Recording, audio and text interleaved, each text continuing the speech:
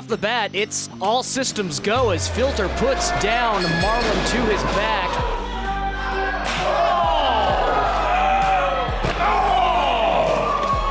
Look at Marlon's face. Filter unresponsive, and that's it, folks. Appreciating the competitive nature displayed by Filter. Taking his hand, there you go. Oh no, Filter reneges on the handshake, set into his F-bomb, and delivers. Asks the question, who's walking out of here? The following contest is for the Devotion Championship Wrestling Championship. Chad, a master in power strikes. Lemons literally on the ropes. The champion clearly in control right now. Inverted leg drop bulldog. Manny Lemons biting into the sour to get the power. Oh, and out of the referee's purview, a lemon power up into the fireman carry, slamming him down, and a modified jackknife pin. That's it, folks. Manny Lemons has been crowned a two-time Devotion Championship Wrestling heavyweight title holder. Saturday morning in Salt Lake City means one thing and one thing only: wrestling at the Gateway. Hello, folks. Lauren Gardner here, the Cicerone, welcoming you to this episode of Devotion Championship Wrestling. On the heels of the big win last week for Manny Lemons, we're going to start things out right by hearing from the newly crowned two-time DCW champion, Manny Lemons. Uncharacteristically, we did not see the foolery from Tom Chad that we normally see from him in last week's championship bout. And I'm sure Manny Lemons has got to feel good that he was able to clearly assert his position as the DCW champion, the leader of the locker room. Let's go to the champ now in the ring. Oh, it is on. All right. How is everyone doing tonight? You know, it was a little bit over a week ago when yours truly, the man, the brand, the king of the lemonade stand, Manny Lemons, got our DCW Heavyweight Championship back where it belongs. And for those of you that don't know, this past Tuesday I had the honor and the privilege to travel to Ohio Valley Wrestling and compete in the national championship battle, over the top rope battle royale. And I was sitting there in the production meeting with my good mentor, Al Snow. It was humbling for him to sit there and say, Manny, the championship you hold is just as prestigious as the OVW Heavyweight Championship. This title is just as prestigious as the Impact Wrestling Heavyweight Championship. So being champion of the Devotion Championship Wrestling means I hold a big responsibility on my shoulders. And with that, it comes a big target. As I walked in the door this morning, I seen three other individuals who, quite frankly, are the pillars of the heavyweight division here in Devotion Championship Wrestling. One being Sam Adonis. One being Marlon Bishop. And one being that fat-ass kid, Tom Chad. As I was pondering, I caught Vince Russo on the phone. I said, you know what? I have a hell of an idea. Why don't we have Sam Adonis versus Marlon Bishop versus Tom Chad, and the winner gets a shot at the DCW Heavyweight Championship. He said, Manny, that is a fantastic idea, but I'll one-up you. It's Vince Russo we're talking about here, so. Why don't we make you the special guest referee and make sure you call the action right down the middle? A big announcement coming from Manny Lemons regarding the DCW Championship. Out here now, his wife, Rekka Tahaka. So you're saying that's for next week? Why not tonight?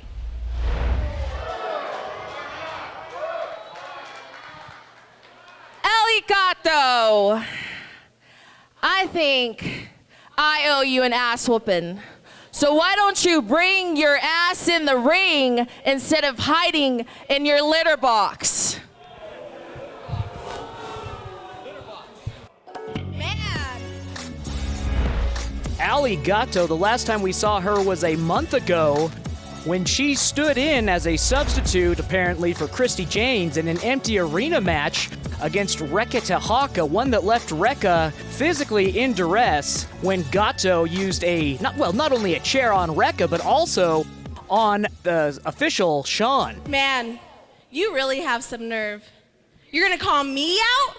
For what? For me to beat you like the Samoan dog that you are? Unfortunately, I'm not dressed to wear. So I'll just take a rain check. No. A rain check? Hell no. I'm cashing in right now.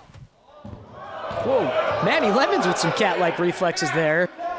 But Reka now saying that she is taking her rematch with Ali Gato seriously and taking it right now. Ali Gato, although both being in street clothes, now trading blows. Gato comes off of the ropes, reverse Irish whip. Reka comes back with a shoulder bump, flipping over Gato into a full mount right now. I guess cats don't always land on their feet.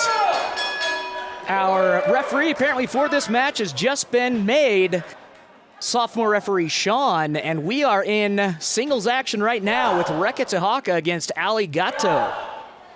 Gato, a former four-time Lockettes champion with Rocky Mountain Pro, is on the wrong end of some vicious chops coming from Reka Tehaka. And right now, the fiercest feline of the Mile High City is not in a good spot, as Reka has clearly got something planned for right here. Setting up a kickstart. Oh boy. Puts Gato right down into the mat and back into that full mount, just raining fists down right onto the cranium of Gato. Now, this is the first time that we've seen Tehaka back in the ring since that match against Gato a month ago, dealing out so much damage that clearly she is in much better health than when last we saw her. Going out to the ring, and it appears she's got a garbage can. Now this is a regular sanctioned DCW singles match, so I'm not sure. I guess Tehaka is at the point where she doesn't care about the win. She cares about dealing out some justice as a response to Gato's use of a chair in their empty arena match a month ago. A referee looking to have words. If you use this, I'm tossing you out. So the precedent has been set that a foreign object is a foreign object. Reka obviously came out here with a plan, and it seems to be, oh my gosh.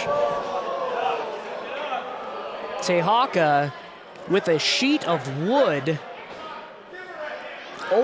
she's brought in a sheet of wood into the ring. Meanwhile, Gato still recuperating on the apron. And I don't think you have to be Al Borland or Bob Vila to put two and two together as to what Reka has got planned with the garbage cans and that sheet of wood. Now up onto the garbage cans, trying to get a sturdy base there. And the referee has clearly let Reka know the repercussions for any use of the items that she's brought into the ring. But Ali Gato, playing the role of North America's marsupial rather than a domestic feline, has turned the corners. And a spot-on super kick to the side of the head of Reka Tehaka. Gato driving her opponent's forehead off of the turnbuckle, and with a right cross, lines herself up. Reka able to counter with a front kick of her own, but a European uppercut from Gato allows her to continue the momentum that she's got going right now. Gato goes back in, stopped with a kick, followed up by a sunset flip from Reka Tehaka, goes for the cover, kicks out at 2. A referee Sean there able to clearly get the count there. Tehaka showing that she's also capable of that sweet chin music.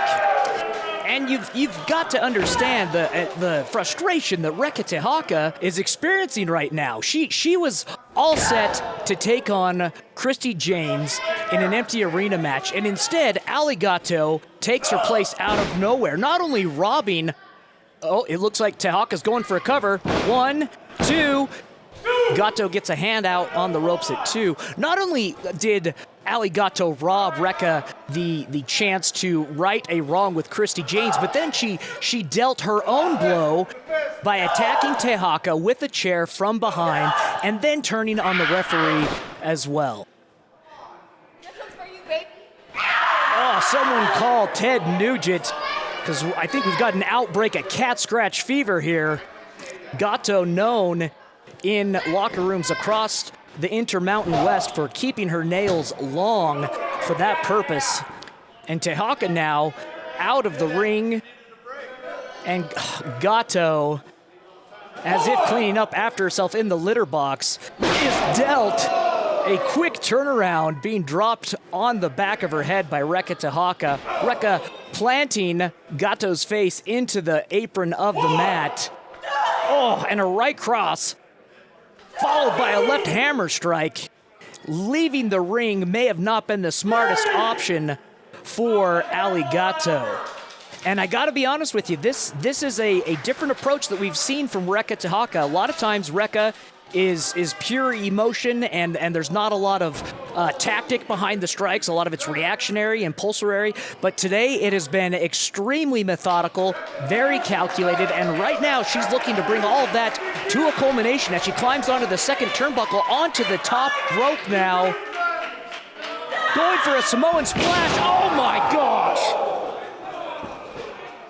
Now, as I am a stickler for the rules, technically she's only used the table on herself. The sheet of wood was never used to hurt Gato. So I think the referee is right not to call this match yet. However, Gato pulling off her belt and striking Tehaka with it, that is definitely, oh, come on now. This is ridiculous. Haven't we seen enough of this? I mean, taking matters into your own hands, you know, like a goon in hockey, trying to, you know, make sure people adhere to the unspoken rules of the ring. That's one thing, but to take it out on the referee and then, oh my gosh, come on now, to choke someone like that. Our DCW champion coming out here, scaring off the frightened feline to check on his wife. This is heartbreaking, folks. This is not what we want to see. And I apologize to all of you at home and to those here at the arena. This is not becoming of what we're all about here at DCW. Manny Lemons taking Rekka into his arms, and with the raise of the fist, Rekka shows us that she has not been defeated. Folks, don't go anywhere. We'll be right back. DCW presents Painsgiving. Gorge yourself at a live TV taping. See more suffering than dinner with your in-laws. But don't wait to get tickets, because seating to this private event is limited. The first match starts at 7 p.m. and the doors open at 6. Way better than Grandma's cranberry sauce, this is a DCW tradition you won't want to miss. November 14th at the Painsgiving.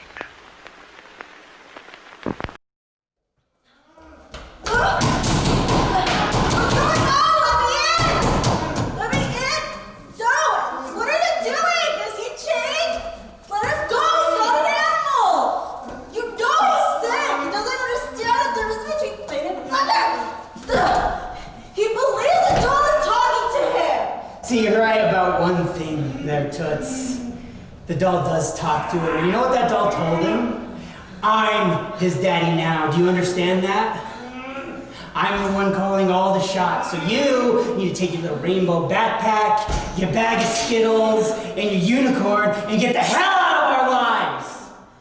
I'm going to make him offers he can't refuse. Capiche? Please? No, let me in! Let me in! It looks like Josh Glade is not the only one suffering after his decision to help Lola instead of climbing the ladder to retrieve his doll in the ladder match against William Cutting 2 weeks ago. But right now we go to the ring for singles action with introductions already in progress. Sharon Porter Blake.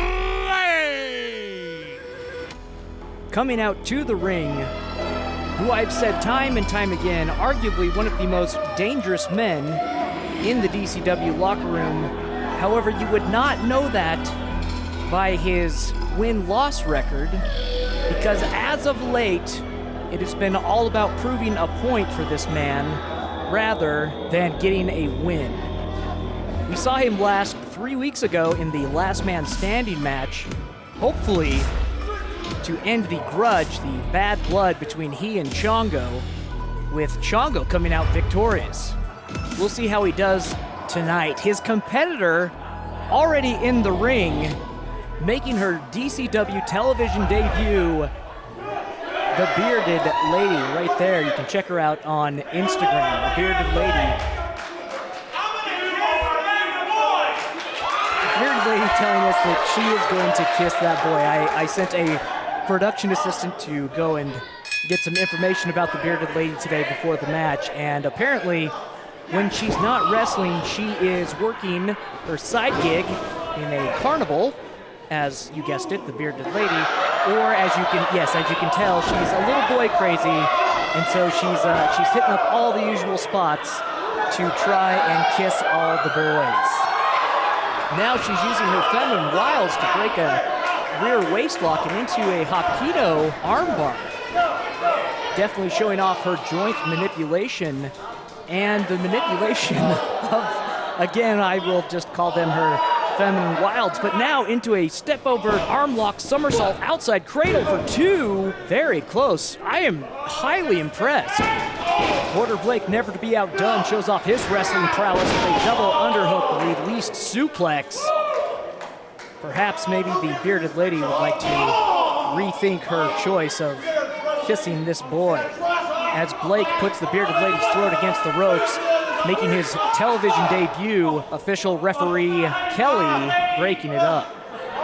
And you know, sadly, we've seen this reaction from Porter Blake before. Whenever he is paired against someone who he feels is lesser than or doesn't meet up to his ability, he takes it into a realm that it doesn't need to go. And we're seeing it right now. Blake always working on his Zao style, using his claws to their full extent. The Bearded Lady cowering in the corner, and Blake takes advantage, using the turnbuckle to compress the head of the Bearded Lady. Referee Kelly with a strong 4 5/8 count to break the assault on the Bearded Lady. Bearded Lady comes back with the right cross to the breadbasket, now to the clavicle of Porter Blake. Blake comes back with a knee of his own, sets up the Bearded Lady for a snap suplex. Oh, goodness. Did you see the speed with which Blake is able to execute that suplex? Now getting into a mount position and delivering those tiger palm strikes, showing his modified TKD black belt. Oh, see, now Blake, he's just being insulting at this point. That's a term for when she's working at the carnival. Here, she's a wrestler. At DCW, she's respected, and we are an inclusive promotion here.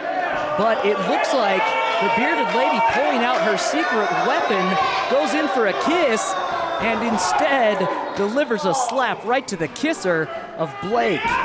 Blake catches the Bearded Lady and delivers a sit-out spine buster. Does he go to seal it? Yes, we've seen this before with Blake. He wants to prove a point. He feels that he deserves only the highest quality of competitor. And I'll be honest, I have been thoroughly impressed with the Bearded Lady so far. And I don't know why Blake could be upset at all with the competition that she's brought against him. Luckily, we have our referee Kelly there to break that illegal knee to the back of the head. That's a very dangerous position to be in. And Blake, I think at this point, is done showing off. He's setting up right now, pulls up the Bearded Lady, but look at the Bearded Lady, the determination not to give up. Oh, Well, that's what happens when a lady kisses a beautiful man like our referee, Kelly. The leg just tends to go up like that. Porter Blake on the wrong end of that leg, and he is feeling it below the equator right now. And while the referee is recovering from such an emotional event, the bearded lady takes a chair, but Blake, with a pump kick, puts the chair right into the forehead of the bearded lady, hardly conscious at this point. Blake, putting her into position, comes off of the ropes to a kneeling Zhao down. Blake goes for the cover, and that's it, folks.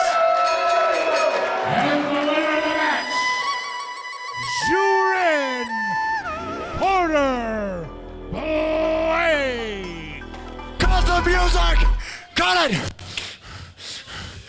I didn't come here to DCW to wrestle these freaks. And Chongo Bronson as the biggest freak of them all. You and I are not done till I say so. You and I are not done till this canvas is stained with your blood. And you never come back. Having been defeated by Chongo is definitely weighing heavily on the shoulders of Porter Blake. And honestly, it's too bad that the bearded lady had to fall as a casualty in this war between Blake and Chongo. Folks, I hope you're enjoying the show so far. DCW is Utah's home for the Al Snow Wrestling Academy Utah. If you would like to develop your skills in the squared circle, learn from the best, learn from an Al Snow Wrestling Academy. Speaking of which, our sister academy in Colorado, the ASAW Rocky Mountain, had an incident and it was caught on tape. What we are about to see is footage that was sent to us. We received it yesterday. It is raw and uncut, and we chose to show it on today's episode because the repercussions of what you're going to see in this footage is going to send ripples throughout the DCW locker room. Ooh, is this thing on? Boss? I think it's on. You ready? I'm ready. Recording live. This is the final boss, Bruce Wayans. Yes, sir. The boss of the Black Horsemen. It says it right here on my sticker. And we out here at the Al Snow Wrestling Academy for these Rocky Mountain pukes. Myself and Atiba, we've already moved on to bigger and better things out in DCW. And Matt Yaderson and Curtis Cole, nobody likes you. You two are the worst tag team because you don't even like each other. And now you want to follow the Horsemen out to Horseman country. Well, I got news for you. We're going to ride on both of you chumps. Boss? Y'all don't want this. What, Atiba? Boss, I'm in the middle of this. You suck right. me the line. And I'm your boss You around need here. I don't listen to nobody.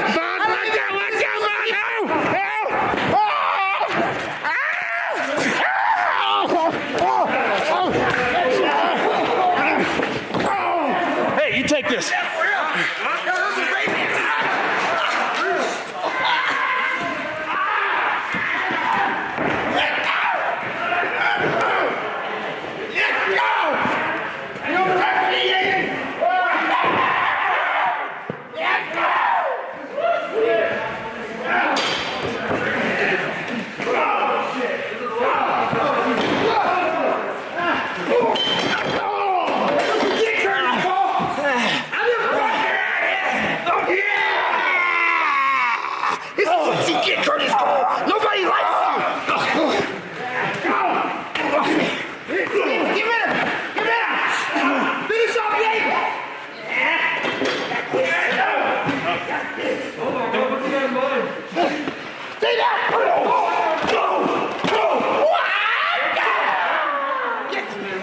I don't need both tag dudes. I just need this one.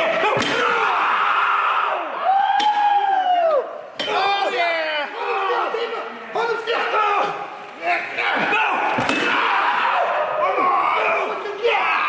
That's what you get.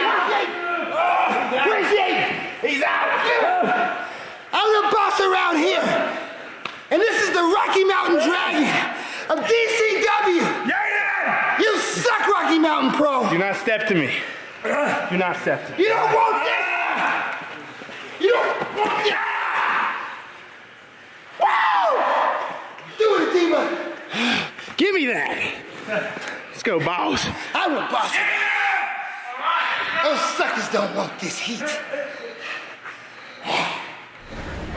Next week, it's me and the Great Watcher for the Core Championship. Great Watcher, you know the respect I have for you. You've done a lot in this business. You're a DCW Superstar of the Year. We won belts and awards together. Great Watcher, you're a mentor to me and my brother. You were there for my first arm drag. You even taught me the prayer chops. We were even on a shirt together. Next week, it's me and you. May the best man win. Now excuse me, I gotta go pray.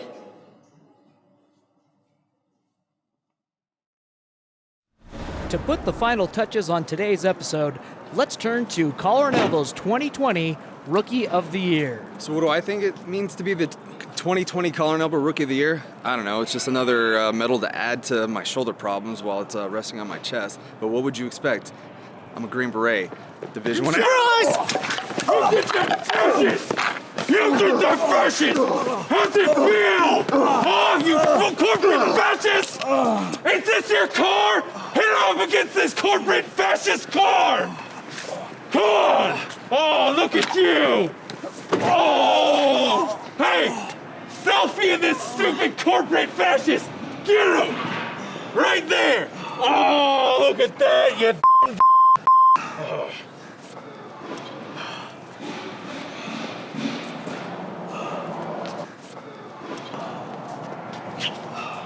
Roman, are you okay? Roman!